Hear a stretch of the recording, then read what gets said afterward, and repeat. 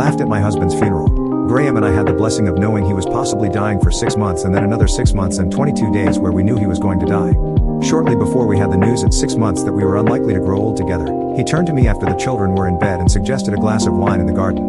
Who was I to say no to a glass of wine with the most handsome man I'd ever met? So we took a bottle into the garden, watched the sun setting, and he told me he wanted to plan his funeral just in case, and that if we got good news he would let me know of any alterations as we went along. It was one of the funniest evenings of my life.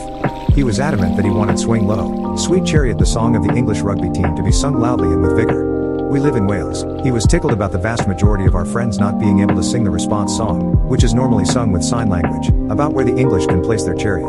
He wanted people to be able to experience the joy that he had lived whilst creating space for sadness he had died. And so 6 months and 29 days later the day arrived. We had painted his coffin to look like the Welsh hills that he loved. Our 3 children had spent a day painting birds and rainbows and butterflies and bees and flowers. Each of his friends came over the night before, toasted him, and stuck a flower, etc. on his coffin. It was a true community effort. His funeral worked around the Quaker way of having an elder guide the service, but all are welcome to stand up and speak. Graham had asked our local vicar, a smashing chap about our age, whether he would be happy to MC it rather than vicar it. The offer was accepted with such graciousness. Our children were there, and at one point MC Andrew gestures to Graham's coffin and told everyone there, 650 plus people, that he couldn't do this service without commenting on its beauty, at which point our youngest, then aged 3, piped up that she had done the red flower, so Andrew invited them up to tell him which was their favorite flower/bug, etc., then said it was heartbreaking that no one could see the other side. So spun the coffin round on its stand. Graham would have been in hoots. This was then topped off towards the end, by which time I was due to speak and I was struggling. I heard Graham's best friend stand up. This chap is a comedy writer for the BBC. He's extremely funny and deeply loved by us all. I heard him stand.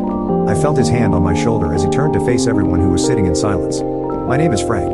Long pause. And I'm an alcoholic. The audible gasp was interrupted only by my peal of laughter.